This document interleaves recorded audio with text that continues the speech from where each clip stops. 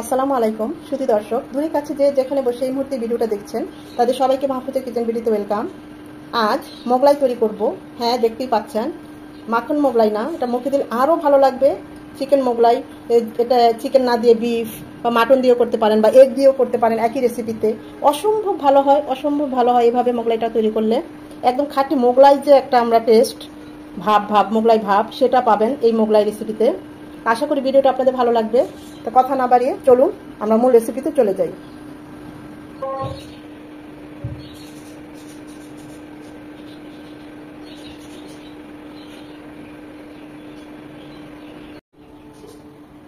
মোগলাই পরোটা করব, সেজন্য চিকেনের দুটো ব্রেস্ট নিয়েছি, একদম ছোট ছোট করে কিমা করে নেব।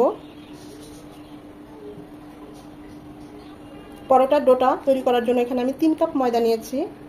চেষ্টা করবেন ময়দাটা খুব ভালো মানের নিতে, তাহলে যে কোনো পরোটা। এখানে আপনারা ময়দার পরিবর্তে আটাও নিতে পারেন। তো দিয়ে দিচ্ছি পরিমাণ মতো লবণ, 2 চামচ টক দই, ঘরে বানানো টক দই, তাই একটু লিকুইড। এটা দিলে পরোটাটা বেশ ফ্লপি হবে। 1/2 চামচের চেয়েও কম, 1/4 চামচ বলতে পারেন, 4 ভাগের 1 ভাগ বেকিং সোডা, 1 চামচ চিনি, আর 2 চামচ সয়াবিন তেল। এখন সব কিছু আমি একটু হাতে আগে ভালোভাবে মাখিয়ে নেব, মিশিয়ে নেব।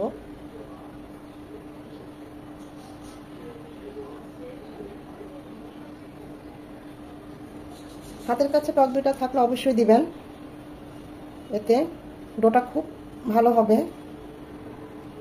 পরোটাটা খেতে অনেক মজা হবে।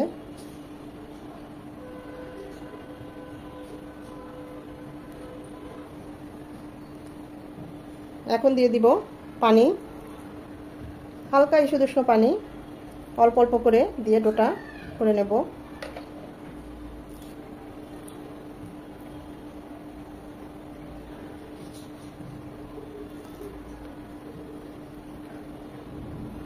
খুব ভালোভাবে 3 থেকে 4 মিনিট এভাবে মথে নিতে হবে হাতের এই পাশটা দিয়ে,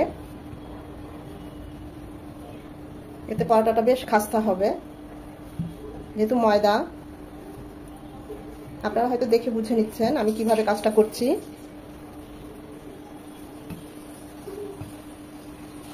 ডোটা ঠিক এরকম হবে। এখন উপরে আমি 1 চামচের মতো তেল দিয়ে দিলাম। এখানে তেলটা একটু বেশি দিবেন, মানে একদম সমান সমান না, জাস্ট 1/2 চামচ বা 1 চামচ এরকম পরিমাণে দিবেন, যেন পুরো ডোটা এভাবে তেলে ভিজে থাকে। এতে ময়দাটা খুব সুন্দরভাবে সফট হবে।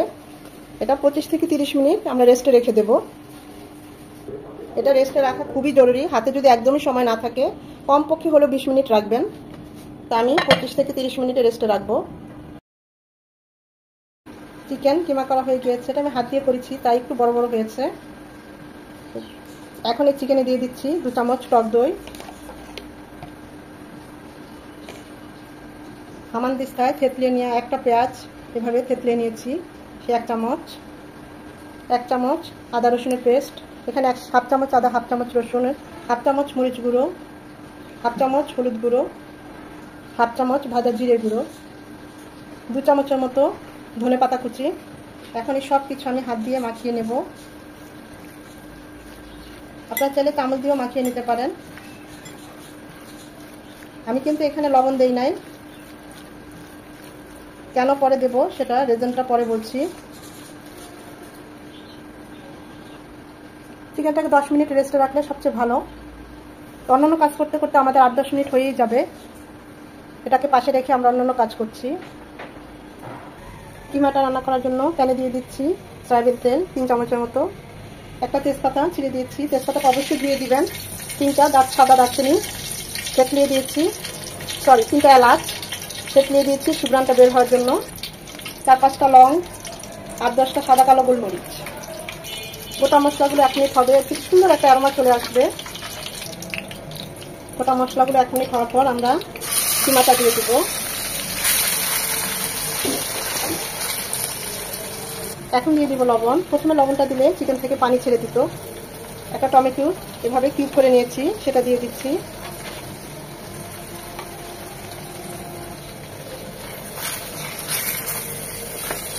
চুলার হিট মিডিয়াম টু লো হিটে থাকবে, বাড়ানো যাবে না। কিমাটাকে আস্তে আস্তে এই হিটেই আমরা কুক করে নেব।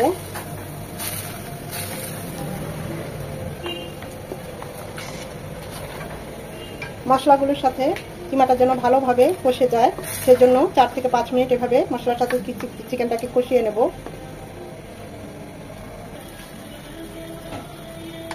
4-5 মিনিট চিকেনটাকে কুক করার পর মশলাটার সাথে ভালোভাবে কষিয়ে নিচ্ছি, তেল ছাড়তে শুরু করেছে। এই পর্যায়ে দিয়ে দেবো আমি 2 চামচ ফুটানো পানি।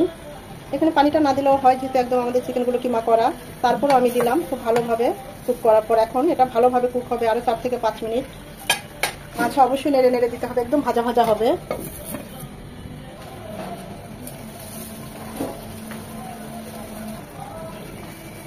চুলার হিট মোটেও বাড়ানো যাবে না, এটা একদম ভাজা ভাজা শুকনা শুকনা হবে। এখানে তাড়াহুড়ো করলে চলবে না, এটা আস্তে আস্তেই হবে।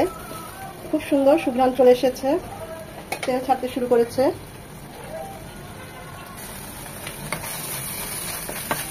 যদিও মাখো মাখো হয়ে গিয়েছে, তারপরও একে এখন ছেড়ে দেওয়া যাবে না, একে একদম ভাজা ভাজা করে নিতে হবে।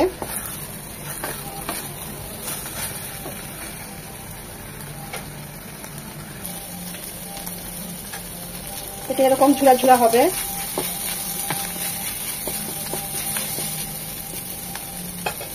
এখন চুলাটা অফ করে দেব। কিমাটা অনেক মজা হয়েছে। এখন এখান থেকে আমরা যে গোটা মশলাগুলো দিয়েছিলাম সেগুলো সব ঠান্ডা হলে উঠিয়ে নিতে হবে, একটাও রাখা যাবে না। এটা একদম নরমাল ঠান্ডা হবে, তখন আমরা ওই গোটা মশলাগুলো উঠিয়ে নেব।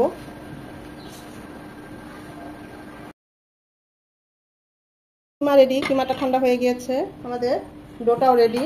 কিমা থেকে এগুলো বের করে ফেলেছি, যতটুকু সম্ভব চেষ্টা করছি সব বের করতে। এটা কিন্তু মুখে লাগলে পরে ভালো লাগবে না, তাই অবশ্যই এগুলো বের করে দিতে হবে। ময়দাটা দেখুন কতটা সফট হয়ে গিয়েছে।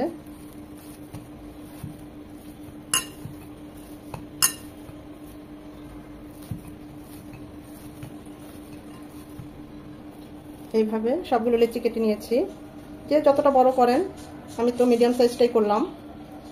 এখন সবগুলো একসাথে তো বানাবো না, তাই বাকিগুলো আবারও একটু তেল ব্রাশ করে ঢেকে রাখবো। 3 কাপ ময়দায় আমার 6টা মোগলাই হবে পরোটা। এখন এটা সাইডে রেখে দেব। এখন মোগলাইটা বানানোর ঠিক আগ মুহূর্তে একটা জাদু করব। মূল যে আমরা মোগলাই টেস্ট সেটা পাওয়ার জন্য দিয়ে দিচ্ছি এখানে একদম কুচিয়ে নেওয়া, চপ করে নেওয়া 2 চামচ পেঁয়াজ কুচি, 2 চামচ টমেটো। এটা দিলে খুব ভালো একটা টেস্ট আসে। 4-5টা কাঁচা পাকা মরিচ এভাবে কুচিয়ে দিয়েছি, ঝালটা যে যেমন পছন্দ করেন ওই অনুযায়ী দিবেন। ধনেপাতা কুচি, এটা যতটা পারেন ততটাই দিবেন, এতটা ভালো হয়। 2 থেকে 2.5 চামচ। একটা ডিম, সামান্য লবণ, আর সাথে আমরা যে কিমাটা করেছি সেই কিমাটা। খুব ভালোভাবে সবকিছু মিশিয়ে নেব। যদি দেখেন ডিমটা দেওয়ার পরে লিকুইড হয়ে গিয়েছে, তাহলে একটু ব্রেড ক্রাম্বস দিতে পারেন, টেস্টও ভালো আসে আর লিকুইডটাও কমে যাবে। খুব ভালোভাবে মিশিয়ে নিয়ে এখন এটা সাইডে রেখে দেব। তৈরি হয়ে গেল আমাদের ম্যাজিক। ময়দা যত নরম হবে রুটিটা বেলতে তত সহজ হবে। একদম গোল হতে হবে এমন কোনো কথা নেই, কারণ এটা পরে আমরা স্কোয়ার করব।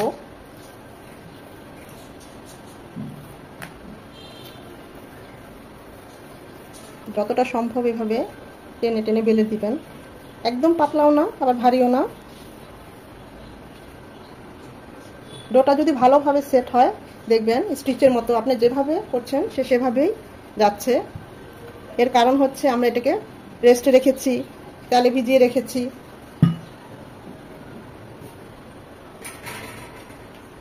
এখন আমরা কিমাটা দিয়ে দেব।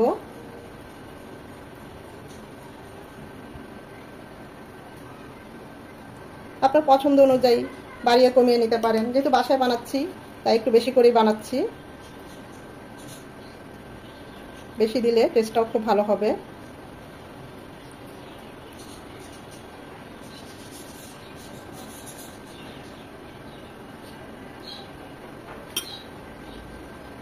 আমরা যেমন পরোটা করি ঠিক ওইভাবেই সেম, এক্সট্রা আর কিছুই না। একটু টেনে এভাবে মিশিয়ে দিতে হবে যেন পুরটা ভিতরে বের হয়ে না, এমনিও বের হবে না, আমাদেরটা লিকুইড হয় নাই। লিকুইড হলে যে বললাম একটু ব্রেড ক্রাম্বস দিয়ে দিবেন, আর এইভাবে একটু চেপে দিলেই দেখবেন সেটাও আর বের হবে না। এখন হাত দিয়ে জাস্ট একটু যতটা সম্ভব এভাবে একটু চেপে চেপে দিবেন, যতটুকু আর কি করা যায়।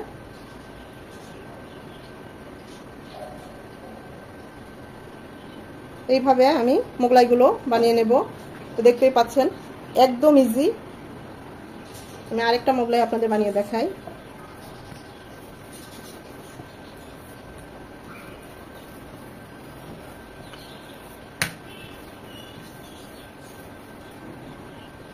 আমি কিভাবে কাজটা করছি দেখে হয়তো বুঝতে পারছেন। কোনো সাইড মোটা, কোনো সাইড চিকন না, একদম সমান হতে হবে, কিন্তু এবড়ো থেবড়ো হোক, মানে একদম গোল না হোক, সেটা করা যাবে, কিন্তু চিকন বা মোটা এরকম না, একদম এক সমান থাকতে হবে। আর যতটুকু সম্ভব এটাকে বেলে নিতে হবে। আমাদের ডোটা কত পারফেক্ট হয়েছে দেখুন, যেভাবে নাচাচ্ছি সে সেভাবে নাচছে।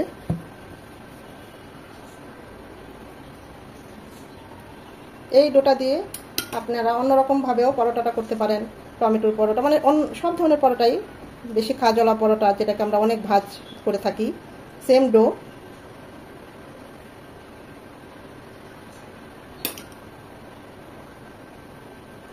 আবার চাইলে একদম বেশিও দেওয়া যাবে না।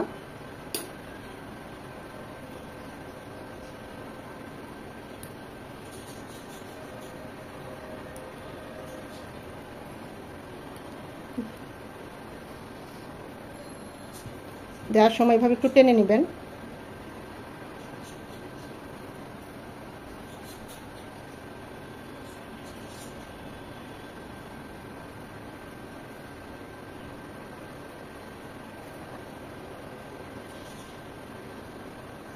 বাস হয়ে গেল আমাদের আরেকটা মোগলাই। একদম সহজ তাই না? একটু ঝামেলা কিন্তু সহজ। এখন এটাকে হাত দিয়ে একটু চেপে চেপে যতটুকু সম্ভব একটু বড় করে নেওয়া, আর কিছুই না, যাতে ভিতরের কিমাটাও তার পাশটা খুব সুন্দর করে এক সমান হয়, এই আর কিছু না।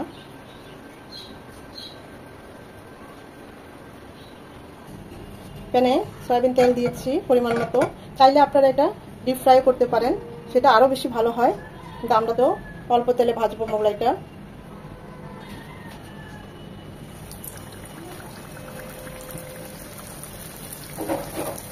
মিডিয়াম টু লো হিটে ভাজা হবে, কারণ আমাদের ভিতরে ডিম আছে, পেঁয়াজ আছে, ওগুলোও এইভাবে আস্তে আস্তে ভাজবো।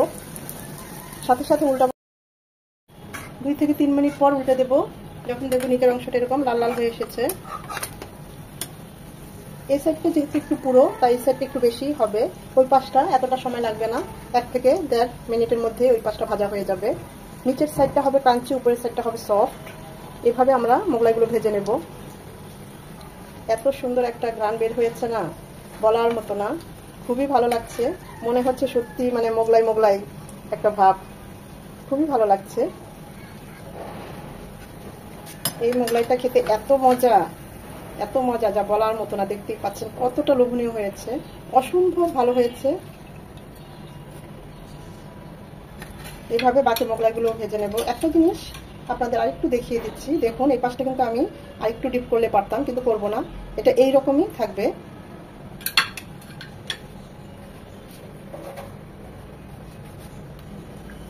ঠিক সেম ভাবে বাকি মোগলাইগুলো ভেজে নেব। যারা চিকেন খেতে পছন্দ করেন না, এই একই রেসিপিতে মাটন দিয়ে, বিফ দিয়ে বা ভেজিটেবল দিয়েও করতে পারেন। ভেজিটেবলটা আরেকটু বড় বড় করে কেটে, চপচপ করে কেটে, তারপরে আমরা যে কিমাটা ভুনেছিলাম ঠিক ওইভাবে কুক করে নেবেন, সেটাও খুব ভালো হয়। মাটন বিফ একই রেসিপিতে করলে একই রকম হয়, অসম্ভব ভালো হয় এইভাবে মোগলাইটা করলে। বাচ্চাদের জন্য এগ দিয়েও করে দিতে পারেন, 2 থেকে 3টা এগ এইভাবে কেটে ওই পেঁয়াজ, কাঁচামরিচ, ধনেপাতা সবকিছুর সাথে মিশিয়ে সেম ভাবে এগ দিয়ে করা যায়, সেটাও অসম্ভব মজা হয়।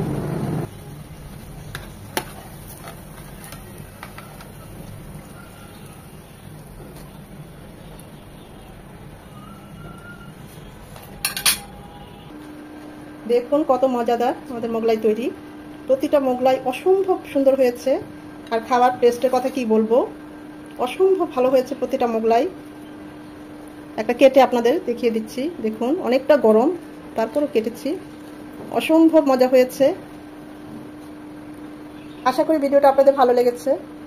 আর যদি ভালো লেগে থাকে অবশ্যই একটা লাইক দিবেন, আর এইভাবে করে কমেন্ট করে আমাকে জানাবেন কেমন হয়েছে। চেষ্টা করেছি খুব সহজভাবে আপনাদের এই মোগলাই রেসিপিটা আপনাদের সামনে প্রেজেন্ট করতে। আশা করি আপনাদের ভালোই লাগবে। আর যদি এভাবে ট্রাই করেন আশা করি নিরাশ হবেন না। ধৈর্য ধরে যারা এতক্ষণ এই ভিডিওটা দেখেছেন তাদের সবাইকে অসংখ্য ধন্যবাদ।